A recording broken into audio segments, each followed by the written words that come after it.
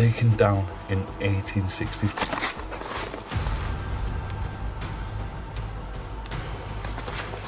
Hello?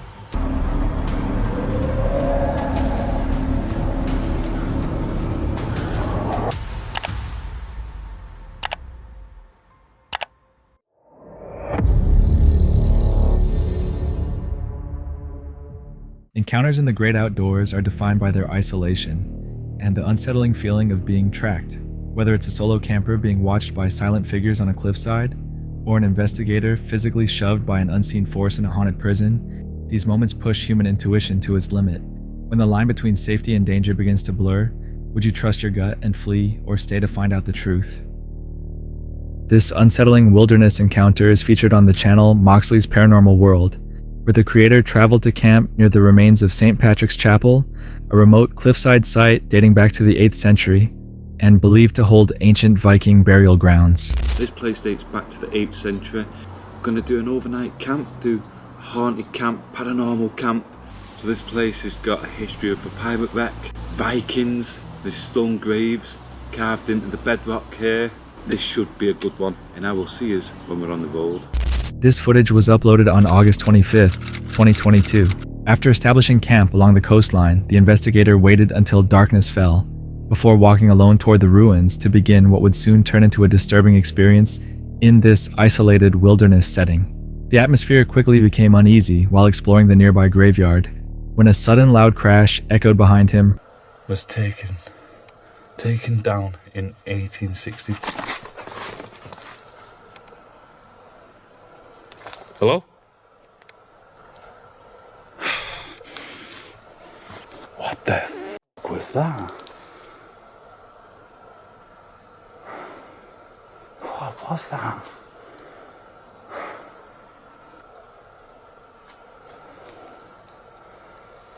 Forcing him to stop immediately. Shortly after, something even stranger occurred. From the chapel above, he noticed movement near his campsite. At first, he thought it was just his friend below, but then he realized there was another figure standing in the darkness, watching the camp from the cliff. Can still hear movement out and about, so we're just trying to keep it low key. Apart from now where I've just had to turn the light on. I don't know if it's the same people or different people, but there's definitely somebody else out and about, so I'm going to turn the lights off for a bit. Right, so we both just sat having a bit of a snack, and we just heard some of the weirdest screams coming from out there. And I'm telling you now, it was no animal. It was no animal, that. The situation quickly escalated into something disturbing.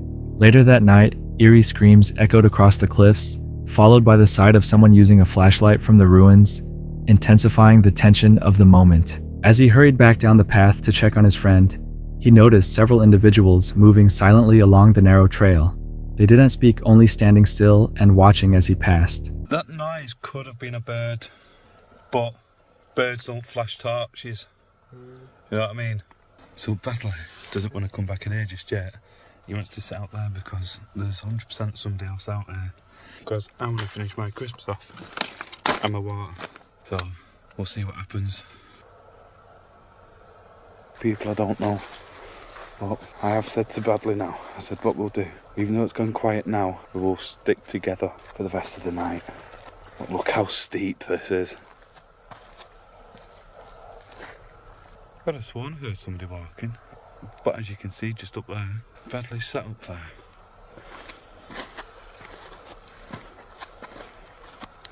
Whether it was something paranormal or human, one thing was certain: they were not alone. Maybe some things out there don't behave or respond the way normal people do.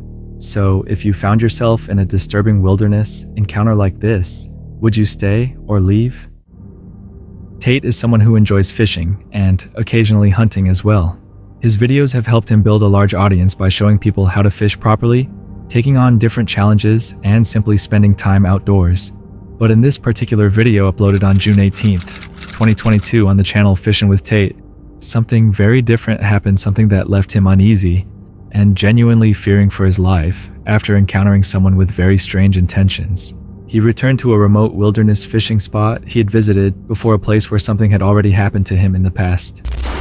Last time we was out here, you guys didn't get to see the footage, but we actually had a guy with a machete come down here, and he was like hacking stuff away, and he wasn't very rude. We ended up having a conversation with him later, but he basically just wanted us to make sure we took all our trash with us. There's something down here on a tree. I almost thought that was a dead body. I was like, oh God.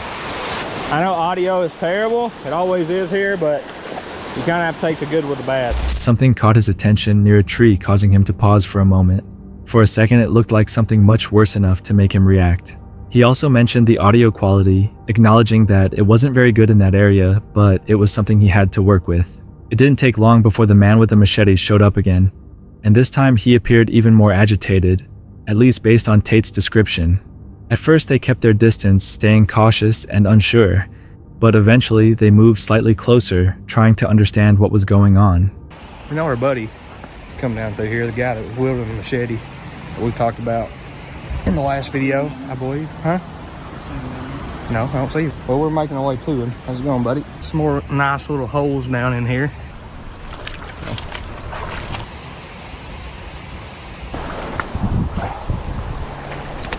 Go get it, John. John is not about that retying life. He's going full send.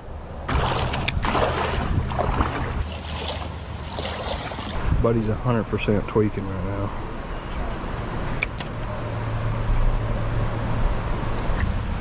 Got one. Here we go. Here we go. Oh, what's up? Look at that. Getting a little color in the pool pond. Right there. Right on that little, I forgot what that's called. Nope. Really? What's that? As far as I need to go? Something wrong? What's that? Are you good? I am, but yeah, I mean just fish, but yeah, you don't want to come back here. Okay. We usually fish all the way down through there. Why not? I didn't have to walk down and out of the jump back up. What's that? Hung up.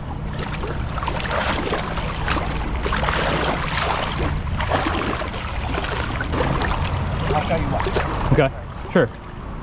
Okay. There's certain things here, if you look close enough, Yeah. that is old, probably before Roman Empire. Okay. You're not going to find nothing like fancy gold or anything like that. It's just, it's got my name on it. Okay. It's in the rock. Okay. But it's mine. Okay. And something else. I do believe a city right up there. Yeah. All I'm saying is, I'm not trying to be a dick. No, I got you. This is just, my Yeah, head. I got you. We've fished down through there several times. If we were to find something, we don't want to take anything. There's a lot more than, you know. The man began acting as if the area belonged to him, immediately trying to assert control and limit how far they could go. He started talking about objects in the area, but his words didn't seem clear or connected, making it obvious that something wasn't right about him. Considering he had shown up before carrying a machete, the situation became even more concerning. His behavior felt unpredictable. Even though he didn't have a weapon this time, Tate and his friends didn't take any risks and chose to contact the police so that if anything ever happened in that area again, there would already be a report and someone aware of the situation. There's a guy down there. He is absolutely tweaking out. And he said that we didn't need to go any farther down the creek. He's down there chilling on a rock. So kind of hate to call the cops because we fish here a lot and I've seen him here multiple times.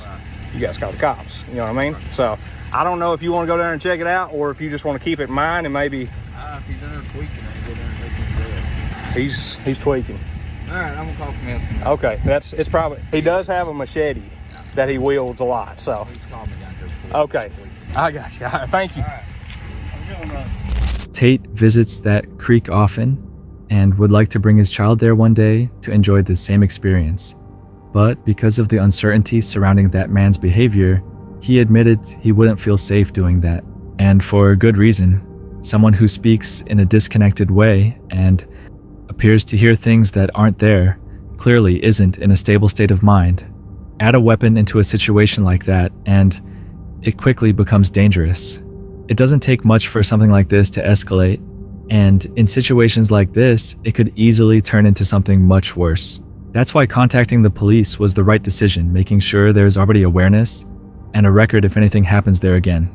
Sometimes situations like this don't make sense right away, but would you take that risk and go back there again?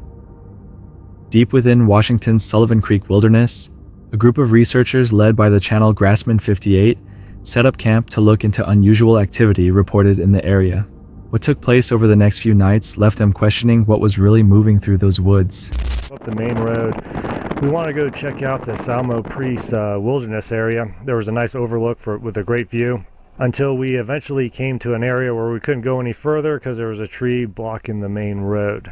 So we slowly drove down, and I was just scanning the sides of the road where all the snow was, looking for any possible tracks and stuff like that. But then we pulled over to a little spot to take in the view. While driving along a remote mountain road, one of the investigators suddenly heard a loud wood knock echo through the forest, a sound commonly linked to Bigfoot encounters. The knock came from the exact same spot where similar sounds had been reported the day before. But the most unsettling moment came later that night. The previous day, while they were hiking along the hillside searching for that same wood knock, one of them had driven into the area and repeated the same action, stepping out of the vehicle and hearing a knock in that exact location. Marshall said he just heard a knock. I think I heard a knock. He thinks he heard a knock. I mean, we're driving on gravel and it's making noise, but Yeah. this was like a knock.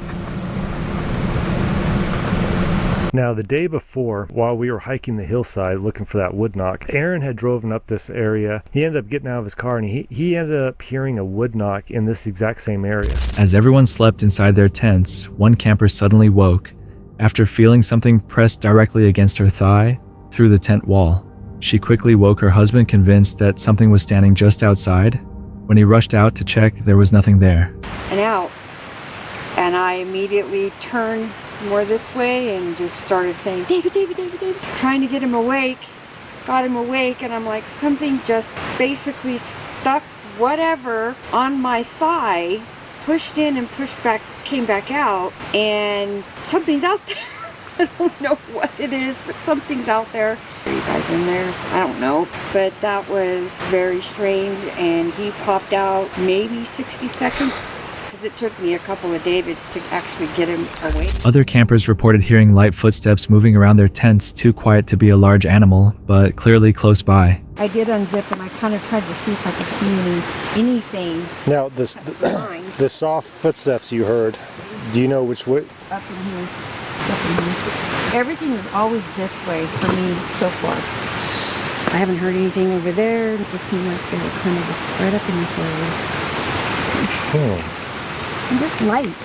So later that day, Jonathan and Sarah Brown from Sahalish Sasquatch showed up. We grouped up around the fire. This is dead right here. It's too green, so it's kind of... Since gone dark over there, there's no more, the motion light is no longer on, because I've noticed they'll come in. Our back light in our backyard, also motion light went out. They learned quick that light was out. And I was like, they're coming right in the backyard now, John. So now it's pitch black in our backyard. Do you have bear or any other animals too? We have black bear, but we don't ever see them close. We've seen them on the other side of the res, but we've never seen them in our yard or anything. We have cougars. We actually have one that lives down in... The soft footsteps seemed to stay low to the ground, moving just outside the tent. Later that day, the group gathered together around the fire. The following day, the group discovered massive footprints in a nearby marsh, measuring over 16 inches long, with a stride nearly 4 feet apart. Everybody who is known to have a 16.5-inch footprint is 7 feet tall or greater. What's the likelihood that a person is 7 feet tall? That basically comes down to 1 in 260,000. And then I had to look up what's the population of Washington, and it was a little over 8 million as of last year, and 80. Whatever made them didn't appear normal. Moments like this don't always have a clear answer, so if you were there, would you stay through another night? or leave before it gets worse. In an abandoned prison in Ontario, Canada, a place linked to executions, and a dark past Mo from the YouTube channel Mo Sargi prepares for an overnight stay. Known for documenting haunted explorations and camping investigations, his July 4th, 2023 video begins with a clear plan. Everything feels organized, until a camping encounter starts to unfold in a way that raises questions. The investigation begins outside the abandoned prison. Mo describes the history of the building, including accounts of executions, and the people believed to still be connected to the location. Names like Granny and Big John Lee are mentioned as part of the prison's past. Well, you should play it. So Granny would be in this front part, the governor's residence. She was very close to the matron, which was the wife of the turnkey. Now there's also Big John Lee, was the turnkey. He died here, he worked here his entire career. Huge guy, my size. You know, from my experiences here, he does come through. Big guy, heavy footsteps. I think when I was with you, when we heard the footsteps walking through the jails. Once inside, Mo and Angelo move through the structure and begin setting up for the night. Mo decides to camp in a room known as Granny's Room on the 3rd floor. Angelo sets up a larger tent in the 2nd floor hallway. And now it's kind of cold, but it's not freezing cold. But I'm thinking I'm gonna take the upstairs, right? Like the top floor. I think that would be the safest. Let's go upstairs, sergeants, and take a look. I'm gonna go up one more floor, I think. Or wait a sec, let's go to solitary. Not bad. My tent will not fit in here, that's for sure. Let's go to the top floor. Now this is more like it. I think this is gonna be my home for today. They prepare their equipment, including K2 meters REM pods and night vision cameras. At first, everything seems stable. The environment is quiet and the equipment is ready. Mo moves between floors, checking on Angelo and exploring different parts of the prison. As he continues, he begins to notice small changes. There are sounds that don't match their movement. The attic, described as the most unsettling area, gives him a strong feeling that something may be present. It is actually 11 p.m. right now. Hey spirits, can you stop doing that? So this thing's been running for about an hour and a half. I am on the 2nd floor now and I cannot believe what's happening to me. Something just moved here. So when I was walking through here, and you guys can see it on the vlog channel, I started feeling weird just in this area alone. The second I got here, Angelo is outside, Elliot has gone home. Let's go to the attic and see if there's anything up there. Hello? I'm terrified of this place. It's not the biggest attic, but it really is scary.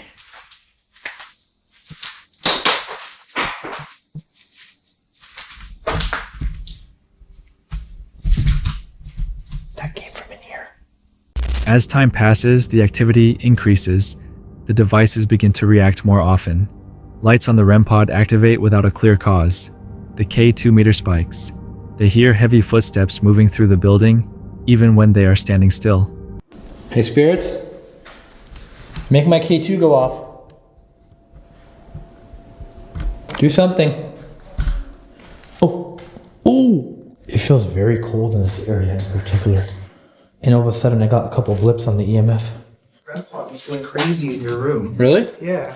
Well, I just walked in and for some reason it kept going. So I've got my night vision camera rolling up. Yeah, there. I know. So hopefully I captured something. Yeah, well, I literally caught it because I walked in the room and then it just started going nuts. So it seems that my night vision camera captured the REM pod going off. I'm gonna go take a look at it right now. Oh. Yes, stairs. I heard something. Whoa, REM pod's going crazy. What the hell? And I'm pretty sure my night vision captured something. I'm gonna check the footage right now. You hear that, right? Yeah, I thought that was this. No, that's off. What is that noise? I don't know. It's coming from here. There's no alarms on this building. No. Whoa, it's gone. You hear it like faintly. It's gone now. That's weird. That wasn't any of your devices? No. Oh, it's back. Shh. The fuck is that? What? It's getting louder. It just went away. It just stopped. Well, what the hell is that other noise? Okay, that's a REM pod. Yeah. It's going crazy again. Yeah, that should not be doing that. Oh, there's that noise again. Oh, I'm turning off the REM pod. Sorry, guys. All right, so we've been sitting here waiting for this noise to come back. We can't figure out where the hell it's coming from. And it stopped. To check for any unusual activity, the group enters the cell block lined with heavy iron doors. As Mo searches the area, a sudden, disturbing sound echoes through the space. A loud, metallic noise like a rusted door being pushed open. Now keep in mind the hanging tower is just about that way over there. Angelo? Was that you? Seriously, that wasn't you? No. I was Look. literally standing like right there. I was getting the app on my phone ready. This door is closed. Were you recording? Yeah. Oh, what the f***? I just saw something moving. Where? I just got something like moving off the wall. Because that door wasn't closed, right? No, we walked in from I there. wasn't really paying attention. Hurt. It said cart. Cart? Yeah. Hey, open that door. Oh, That's it. yeah. So that thing is freaking heavy. Yeah. Like solid iron. That's what we heard. God, yeah. Oh my god. Granny, show yourself. Did it just say granddad? It's granddad. What the f? Look at that. Last word. It's granddad. Oh my god. A device used to display words begins showing messages like granddad and hurt. These appear during the same period when the activity is increasing. The events are not constant, but they happen close enough together to raise concern. The situation reaches a critical point when Mo enters a cell on the second floor. Suddenly, he is pushed forward into the space. The door becomes difficult to open. He falls and struggles to regain balance. So I'm on the second floor now, and this is the floor that creeps me the f out. Hello, spirits? Is there anything in here?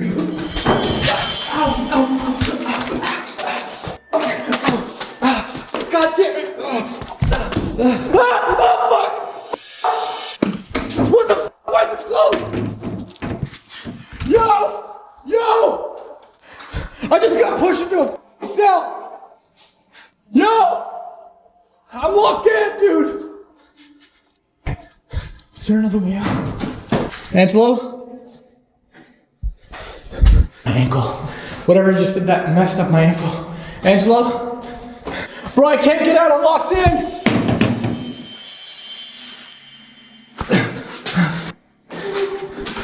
What the f?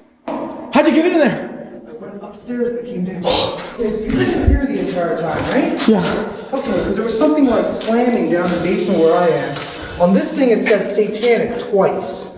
And it happened at the exact same time I started screaming? Yeah, literally. I was inside of one of the cells, and I got slammed into the wall. I fell down on the ground. I tried to run out from here, and this door is closed. Look, I can't even get out. It's closed shut. It literally doesn't open, dude. Around the same time, the device displays the word satanic twice. This happens shortly after the physical incident. Mo appears shaken, but continues documenting what is happening. After getting out, he notices visible marks on his back and shoulder, including scratch patterns. Later, he returns to his tent on the third floor to rest. While inside, he hears what sounds like breathing above him. The noise is close enough to make him stop and listen carefully. The building remains dark and quiet otherwise. By morning, they decide to leave, ending the overnight investigation after a series of events that remain difficult to fully explain. In a camping encounter like this, what stands out is how different events happen, close together sounds, device reactions, and physical effects. When patterns form like this, they can be harder to ignore. If something like this happened around you, how would you explain it? A quiet lakeside near Ardgarden along Loch Long in Scotland feels open and undisturbed as a solo camper from the YouTube channel Under the Weather, known for documenting real outdoor camping experiences, sets up for the night. The video uploaded on August 8th, 2024 begins like any routine trip. There is space everywhere and no reason for concern, until a camping encounter begins to unfold in a way that doesn't seem to match the setting. The trip starts simply. He walks along the lakeside looking for a good place to set up camp. The area is quiet with very few people around. After some time, he finds a flat spot between two trees. It is close to the water and already has a small fire pit. He sets up his hammock and tent using the trees for support. Everything feels normal. The location seems ideal for a quiet night. He prepares a simple meal. Coffee followed by a sandwich with salami and cheese. Yeah, I think I might even get the hammock up between these two trees. Pop my tent here. Hey, well, that's not too bad. Oh, right, my first coffee of the day. I'm also starving, so I prepared this time with a pre-buttered roll, salami and mozzarella. Right, easy peasy.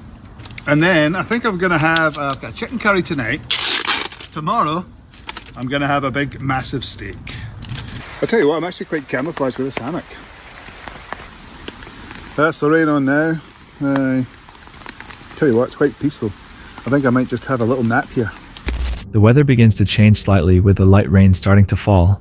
It does not seem serious, so he decides to rest for a while.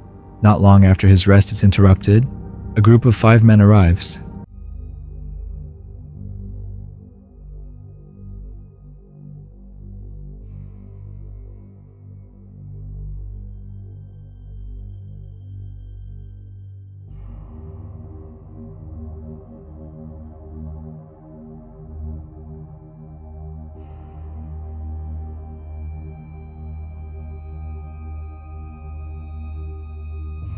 Right, my peaceful snooze was there, interrupted by a bunch of guys who just came and parked a tent about 8 feet from mine. I just said, can you help move along a bit? No, I'm a local, I stay at all that shit. So anyway, I'm going to go get my tent and just bring it along here. Despite the large open space around them, they choose to stay right next to his setup. They go further by tying their tarp to the same tree he is already using. This brings them even closer into his space. And that was them putting up a tarp on the exact same tree as mine. They only approached my camp when they realised that I was alone. I didn't fancy sleeping anywhere near these smelly men, so I just took my shit and I left. Well, basically just dragged the tent as it is. I took out my bag and all that. I cannot believe that. Adrenaline was going there and everything, you know. I feel like fighting them, but there's 5 of them. And I'm not really a fighter. So. The situation becomes uncomfortable. He is alone. The group is larger and they appear relaxed drinking and setting up as if nothing is wrong. There's no direct conflict, but the atmosphere changes. The sense of privacy is gone. He considers the situation. Staying could mean dealing with noise tension or something worse later in the night. Instead of confronting them, he decides to leave. As the rain becomes heavier, he begins moving his entire setup. Rather than packing everything separately, he drags the tent with his gear still inside. The ground is wet and muddy, making the process slow and difficult. He moves into a nearby wooded area and finds another place to set up. The conditions are not ideal, but it gives him distance from the group. He prepares a hot meal and tries to rest while the rain continues through the night. By morning, everything is wet. He packs up his gear and walks out of the area clearly disappointed. The trip did not end the way it was supposed to. In a camping encounter like this, the problem isn't always clear danger, but how quickly a situation can feel unsafe when space and respect are ignored. Sometimes leaving is the safest choice. If you were alone in that moment, would you stay or walk away? Justin K is a hunting YouTuber known for his first-person footage of tracking and pursuing wild boar throughout Florida. On this particular trip, however, he encountered something he clearly had not expected. The video was uploaded on February 14th, 2025. After spotting a boar, Justin steadied himself, aimed, and took the shot. At first it appeared to be a solid hit.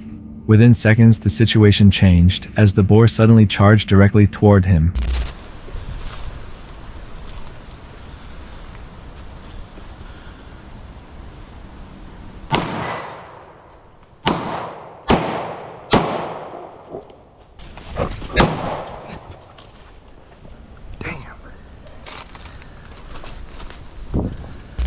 On camera, it may not seem overwhelming, but wild boar are extremely powerful fast and capable of causing serious injury.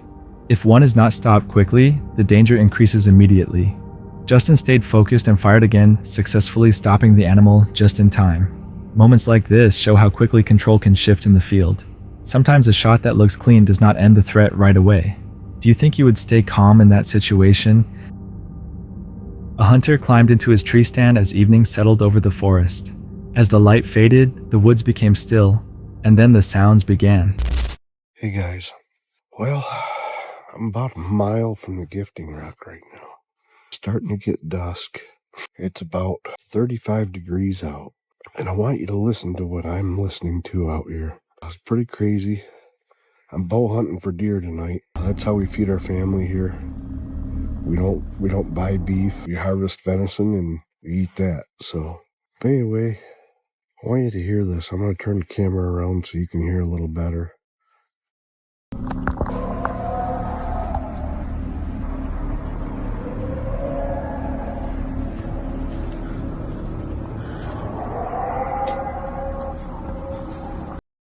Like I said, I'm quite a long ways away from the gifting rock.